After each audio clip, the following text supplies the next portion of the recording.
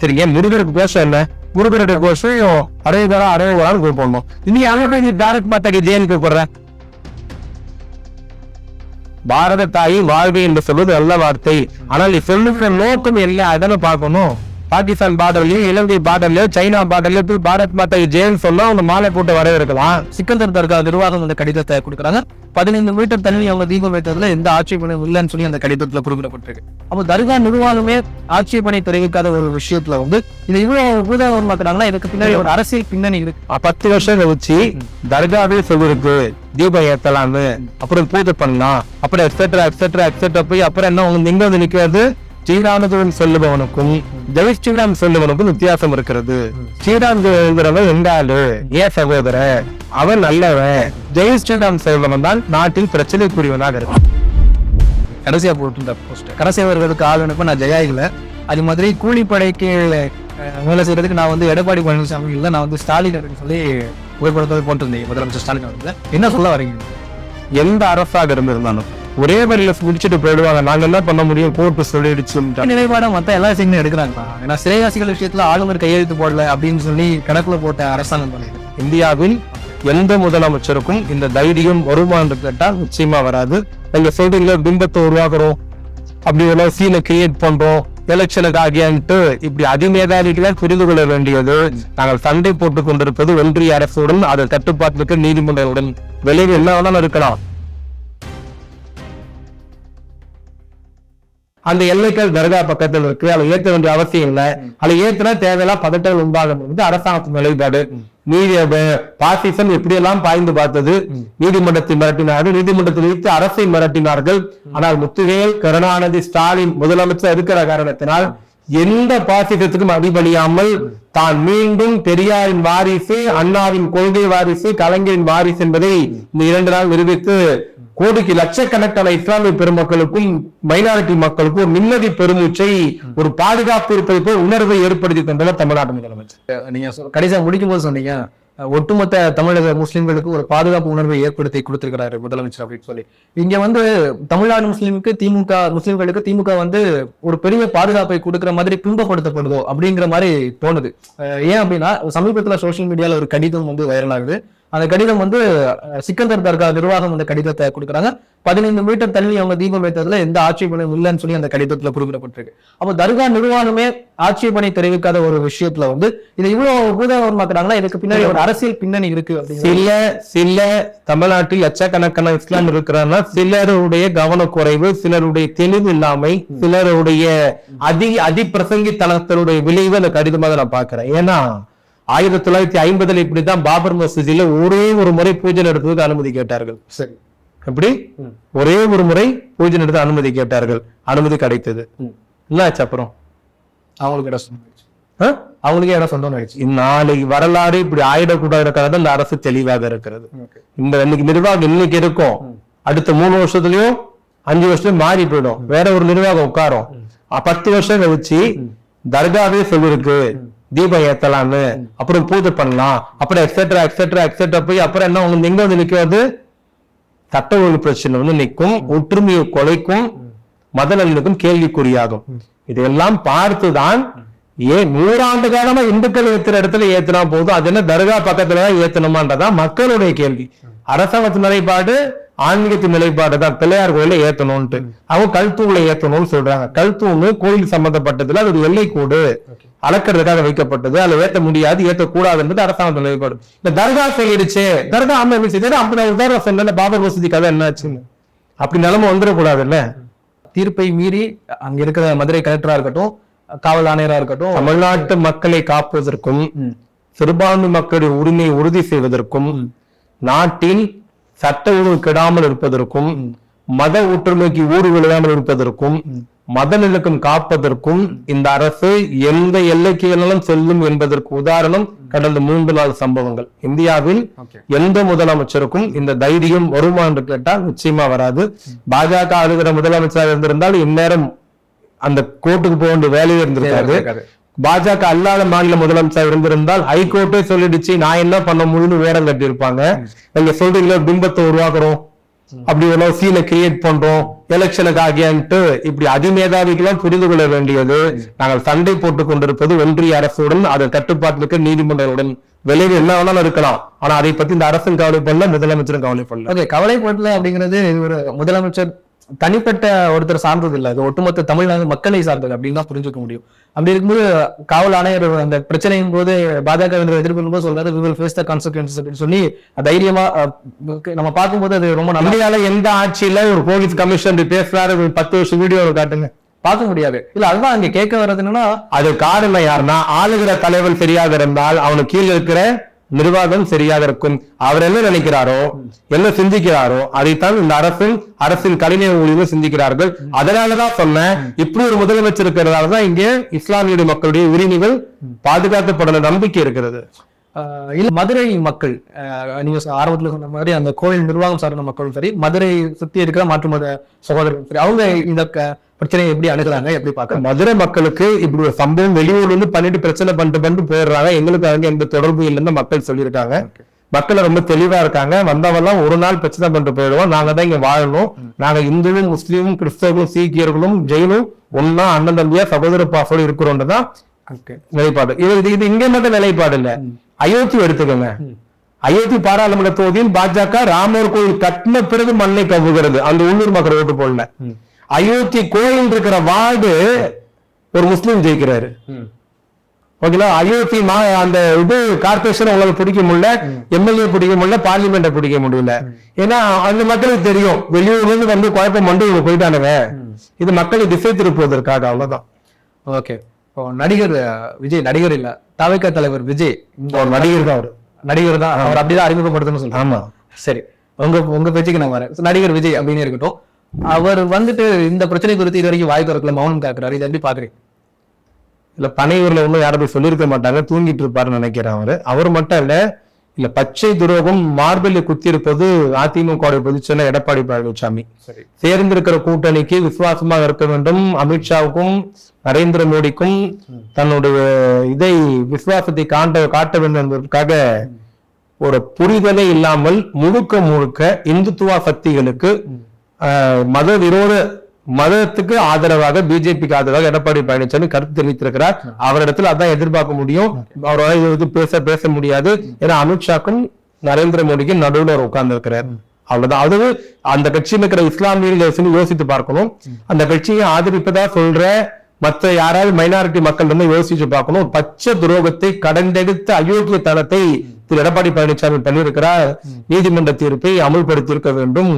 தர்காண்டதான் அந்த தீபத்தை ஏற்றிருக்கணும்ன்றது இது கடந்தெடுத்த அயோக்கியத்தனம். இதுக்கு நான் தான் காமராஜருக்கு நான் வழிகாட்டி, அண்ணா வழிகாட்டி, யார் யாரெல்லாம் செத்து போயிட்டாலும் எல்லாரையும் வழிகாட்டியா வச்சிருக்கிற நடிகர் சென்னையில மழை பெய்தால் வடிகால் இதற்கு வீட்டை விட்டு வெளியே வராதவர், யாருக்கும் ஒருவேளை சாப்பாடு கொடுக்காதவர், ஆறுதல் சொல்லாதவர், எதுவுமே பண்ணாதவர் வடிகாலை பத்தி பேசுறார். தமிழ்நாடு 3 நாட்களாக பதட்டத்தின் உச்சத்தில் இருக்கிறது. அவர்களும் கவலைப்படுகிறார்கள், யோசிக்கிறார்கள், தமிழ்நாடு வடநாடு போல ஆயிடுமோன்னு சிந்திக்கிறார்கள். ஆனால் நான் தான் மாற்று என்று சொல்லுபவர் இன்று வரை வாயை திறக்கவே இல்லை.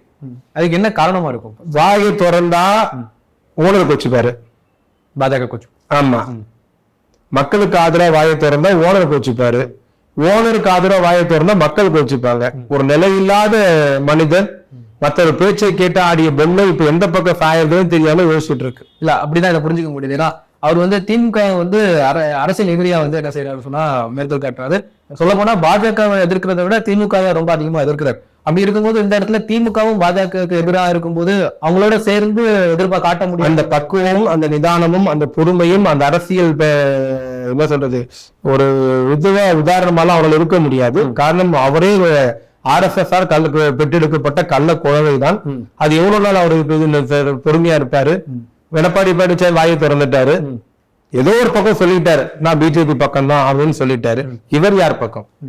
மத நல்லிணத்தின் பக்கமா அல்லது மதவாதத்தின் பக்கமா? வாயை திறக்கணும்ல. கண்டிப்பா எடப்பாடி பழனிசாமி ஆட்சி காலத்துல இந்த மாதிரியான ஏன்னா இந்த தீபம் ஏற்றுறதுங்கிறது இன்னைக்கு நேற்று நடக்கிறது இல்லை. நீங்க ஆரம்பத்தில் சொன்ன மாதிரி பல நூற்றாண்டு காலங்களா நடந்துட்டு இருக்கு. அப்படிங்கும்போது எடப்பாடி ஆட்சி காலத்துல சரி, அதுக்கு முன்னாடி இந்த காலத்துல இந்த மாதிரி பிரச்சனை வரலையே, இப்ப மட்டும் இது வர்றதுக்கான தேர்தல் வரப்போது அர்த்தம் அதுக்கு. இன்னும் 4 மாசம் தேர்தல் வரப்போகுது. தமிழ்நாட்டில் ஆன்மீகத்தை பயன்படுத்தி இளைஞர்கள் மத்தியில், பெண்கள் மத்தியில் தெய்வத்தின் பெயரால் குழப்பத்தை ஏற்படுத்தலாம். அதன் மூலியமாக இந்த அரசு மீது ஒரு வெறுப்பை உண்டாக்கலாம். வெறுப்பை உண்டாக்கினால் அதை வைத்து அறுவடை செய்யலாம்னு நினைக்கிறாங்க. ஆனா உன்ன மறந்துட்டாங்க, இது தமிழ்நாடு. தெளிவானவர்கள், புரிதல் உள்ளவர்கள், அறிவு உள்ளவர்கள், மாட்டு மூத்திரம் குடிக்கிற ஜனம் இங்க இல்ல, மாட்டு சாப்பிடுறது சாணத்தை சாப்பிடுற ஜனமும் இங்க இல்ல, பசுமாட்டை வணங்கி குடியிருக்கிறார்கள். இங்கேயே ஸ்ரீராமதேவன் சொல்லிட்டு இருக்கிற ஜனம் இருக்கு. ஸ்ரீராமதேவன் சொல்லுபவனுக்கும் ஜெய் ஸ்ரீராம் சொல்லுவனுக்கும் வித்தியாசம் இருக்கிறது. ஸ்ரீராம் எழுதுறவன் எங்க ஆளு, ஏன் சகோதர, அவன் நல்லவன். ஜெய் ஸ்ரீராம் சொல்றவன் தான் நாட்டில் பிரச்சனைக்குரியவனாக இருக்கிறான். அதனால் எல்லா காவிக்கும் எதிரி கிடையாது. கிருபானந்த வாரியார் அணிந்திருந்ததும் காவிதான். தவத்திரு குண்டக்குடியில் அணிந்ததும் காவிதான். அந்த காவி நாட்டுக்கு நல்லது செய்தது, தமிழை வளர்த்தது, கலாச்சாரத்தை பாதுகாத்தது. ஆனால் 4 கோடி நயனா நாகேந்திரனும் எச் ராஜாவும் தமிழிசையில், வானதியில், அண்ணாமலை போட்டிருக்கிற காவி அயோக்கியத்தனமான காவி, கலவரத்தை உண்டாக்குற காவி, தமிழ்நாட்டை அமைதியை கெடுக்கிற காவி. நாட்டு மக்கள் எந்த காவின் பின்னால் இருக்க வேண்டும் என்று தீர்க்கமாக முடிவெடுப்பார்கள். நீங்க சமீபத்துல அவங்க சோசியல் மீடியால ஒரு போஸ்ட் பார்க்க முடியும். கடைசியா போட்டிருந்த போஸ்ட், அதாவது கரசேவர்களுக்கு ஆள் அனுப்ப நான் ஜெயா இல்ல, அது மாதிரி கூலிப்படைக்கு வேலை செய்யறதுக்கு நான் வந்து எடப்பாடி பழனிசாமி இல்லை, நான் வந்து ஸ்டாலின் அப்படின்னு சொல்லி ஸ்டாலின் புகைப்படத்தோடு போட்டிருந்தீங்க, முதலமைச்சர் ஸ்டாலின் அவர்கள். என்ன சொல்ல வரீங்க இந்த போஸ்ட்ல? ஒரு முதுகெலும் உள்ள முதலமைச்சர், ஒரு ஆண்மை உள்ள முதலமைச்சர். இன்னைக்கு இந்தியாவில் மோடியின் பிடாரி மேரை பிடித்து உழுக்குகிற தைரியம் உள்ள முதலமைச்சர் தமிழ்நாட்டு முதலமைச்சர். நான் முதல்லயே சொன்ன மாதிரி வேற யாராக இருந்தாலும், எந்த அரசாக இருந்திருந்தாலும் ஒரே வரியில முடிச்சுட்டு போயிடுவாங்க. நாங்க என்ன பண்ண முடியும், கோர்ட்டு சொல்லிடுச்சு. ஆனால் சொன்னது யாராக இருந்தாலும் அதில் தவறு இருந்த காரணத்தினால் ஏற்றுக்கொள்ள முடியாது. நாட்டு மக்கள் பாதிக்கப்படுவார்கள்.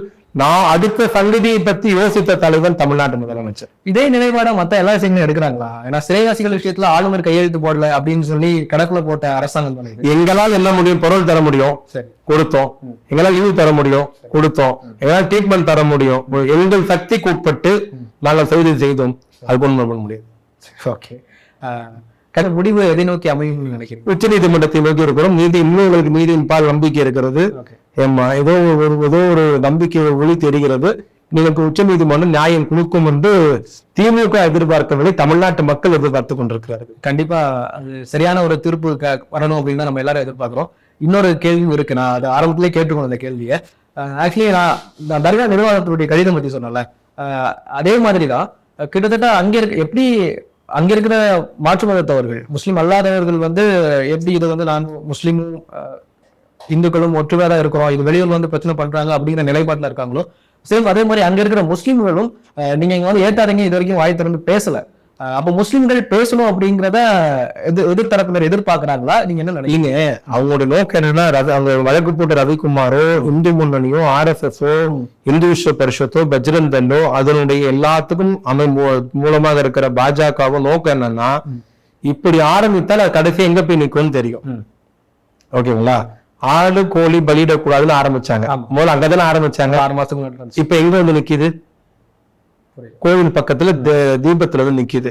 அடுத்த 6 வருஷம் கழிச்சு கோவில் எங்களுக்கு தான் சொன்னோம், தர்கா இடிக்கணும்னு சொல்லுவாங்க. இப்படிதான் போவாங்க. போன விஷயத்துல சொல்லிட்டாங்க. அதனால இப்படி எல்லாம் போய்விடக் கூடாது என்பதற்காக தான் இந்த அரசு நிதானமாக வைக்கின்ற ஒவ்வொரு அடியும் அளந்து வைத்துக் கொண்டிருக்கிறது. ஓகேங்களா?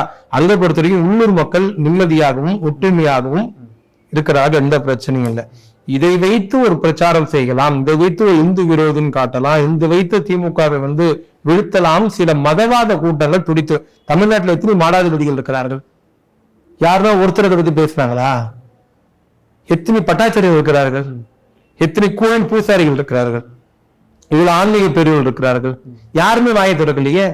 திருப்பரங்குன்றதுக்கே சம்பந்தமே இல்லாத அந்த ஊர்ல பிறக்காத சென்னையில் இருக்கிற ரவிக்குமார் போய் ஏன் வழக்கு போடணும்? என்ன நோக்கம்? ரவிக்குமார பேக்ரவுண்ட் என்ன? யார் அவர்? ஆன்மீகவாதியா? காவி துண்டு போட்டவள ஆன்மீகவாதியா? காஞ்சிபுரம் கோயில தேவநாதன் அரெஸ்ட் பண்ணாங்க தெரியுமா? அவரு கூட ஆன்மீகவாதி தான் சொல்லிக்கிட்டாரு. நோக்கம் என்னன்னு பார்க்கணும். பொது நோக்கமா, ஆன்மீக நோக்கமா, கடவுள் நோக்கமா, பக்தி நோக்கமா, கலவரம் நோக்கமா, பிரிவினை நோக்கமா, என்ன நோக்கம் பார்க்கணும். நோக்கத்தை பார்த்தா பின்னாடி போக முடியும். இவருடைய நோக்கம் சரியான நோக்கம் இல்லை. தேர்தலுக்காக மக்களை ஒண்ணுல நாடாளுமன்ற தேர்தலுக்கு முன்னாடி வெல்முருகன் வேல் எடுத்துட்டு போனார். பழனிக்கு யாத்திரை போனார் தைப்பூசத்துக்கு. வேல் குத்துனாரா? இல்ல வேல் குத்தல அவரு. சரியா? அதே தைப்பூசம் அடுத்த வருஷம் வந்தது, போனாரா? போகல. ஏன்? ஏன்னா அரசியல் சட்டத்துக்கு எதுவும் கிடைக்கும் இல்ல, தேர்தல் முடிஞ்சிருச்சு. தேர்தல் முடிஞ்சிருச்சு. அது மாதிரி தேர்தலுக்கு கடவுளை வெஸ்ட் பெங்கால் போனா துர்கா அம்மையாவை தூக்கிட்டு வர வேண்டியது, யூபிக்கு போனா ராமரை தூக்கிட்டு வர வேண்டியது, கர்நாடகா போனா அனுமாரை தூக்கிட்டு வர வேண்டியது, தமிழ்நாட்டுக்கு வந்தா முருகர். சரிங்க, முருகருக்கு கோஷம் என்ன? முருகருடைய கோஷம் அரோகரான்னு கூப்பிடணும். நீ அங்க போய் பாரத் மாதா கி ஜெயின் கூப்பிடுற, நோக்கம் என்ன? இப்போ பாரத் மாதா கி ஜெய், பாரத் முருகன் மேல அச்சம் இருக்குல்ல, ஏன் கோஷத்தை போடுங்கடான்ட்டு. உன் நோக்கம் முருகரை வணங்கி மழை பெறுவது அல்ல. உங்களுடைய நோக்கம் முருகரை கும்பிடையே இல்ல. உன் நோக்கம் என்ன? அறுபதாம் போட்டுதான் பக்தின்னு சொல்லிருக்கலாம். தேர்தல் கொட்டின மாதிரி உண்மையை சொல்லிட்டிய. பாரத் மாதா கி ஜெய், பாரத் மாதா கெட்ட வார்த்தை இல்ல, நல்ல வார்த்தை. பாரத தாய் வாழ்வை என்று சொல்வது நல்ல வார்த்தை. ஆனால் நீ சொல்லுகிற நோக்கம் என்ன, அதான பார்க்கணும். கண்டிப்பா. பாகிஸ்தான் பார்டர்லயும், இலங்கை பார்டர்லயும், சைனா பார்டர்லயும் போய் பாரத் மாதா ஜெயின் சொன்னா உன்னை மாலை போட்டு வரவேற்கலாம். மசூதிக்கும் கோயில் நடுவில் பாரத் மாதா ஜெயின் சொன்னீங்கன்னா நீ கலவரம் பண்ற, பிரச்சனை பண்ற. எனக்கு அரோகரான் கோஷம் போட்டுக்கணும், அரோகரான் வணங்கி இருக்கணும். அது பண்ணலையே. இதுல ஒன்னே ஒன்று மட்டும் தெளிவா சொல்லுவேன். தமிழ்நாட்டு ஒருவேளை இந்த காணொலியை தமிழ்நாட்டில் இருக்கக்கூடிய மைனாரிட்டி மக்கள் அதிகம் பேர் பார்க்கறதா இருந்தா, இது தமிழ்நாட்டு முஸ்லிம்களுக்கும் கிறிஸ்தவர்களுக்கும் ஒரு பாடம். ஒரு பானை சோறுக்கு ஒரு சோறு பதம் என்பதை போல ஆட்சிக்கு வருவதற்கு துடித்துக் கொண்டு அதிகாரத்தில் இல்லாத போது இந்த எல்லைக்கும் சில தயாராக இருக்கிற மதவாத கும்பல். இந்த கும்பலை விரட்டணும்னா மைனாரிட்டி மக்கள் தெளிவாக ஓட்டு போட வேண்டும்.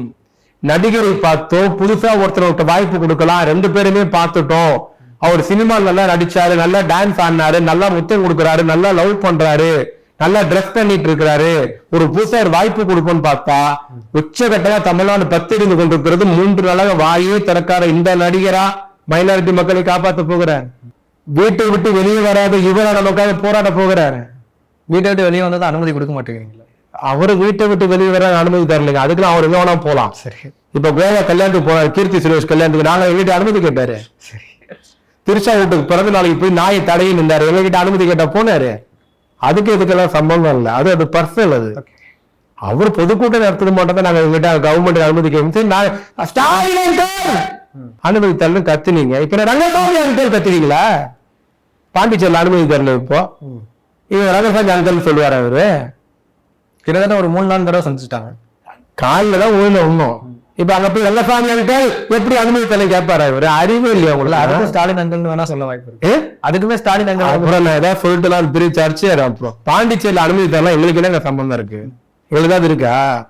எங்களுக்கு கிடையாது. இல்ல பாண்டிச்சேரி பிஜேபி என்ன இருக்காங்க அரசாங்கம், போலீஸ் அமித்ஷா கட்டுப்பாட்டுல இருக்கு. அங்க கேட்கணும். பாப்போம் பாண்டிச்சேரியில பேர் என்ன கைட்டாரு, என்ன பேசுறாருன்ட்டு. ரங்கசாமி அங்கிள்ன்றாரா இல்ல அமித்ஷா அங்கிள்ன்றாரா இல்ல மோடி அங்கிள்ன்றாரா? தைரியம் சொல்ல சொல்லுங்க. மோடி அங்கிள், அமித்ஷா அங்கிள் ஏன் பர்மிஷன் தரல? எனக்கு வந்து பயமா? அந்த டைலாக் நாங்க பேச சொல்லுங்க. தெளிவாக இருக்க வேண்டிய தமிழ்நாட்டு இஸ்லாமியர்கள் சூரம் போகாமல் இருக்க வேண்டும். உதாரணம் வேண்டுமா? உத்தரப்பிரதேச தேர்தல் முடிவு. உதாரணம் வேண்டுமா? நடந்து முடிந்த பீகாருடைய தேர்தல் முடிவு. ஏதோ ஒரு வேறு ஓட்டு பிரிந்ததால், இஸ்லாமிய ஓட்டு பிரிந்ததால் மீண்டும் பாஜக வந்தது. அந்த தவறை தமிழ்நாட்டில் நாம் செய்யாமல் இருக்க வேண்டும். நிறைய விஷயங்கள் பகிர்ந்து கொண்டீங்க. நேரம் ஒதுக்கி இவ்வளவு தகவல்களை எங்களுக்கு ஷேர் பண்ணதுக்கு ரொம்ப நன்றி.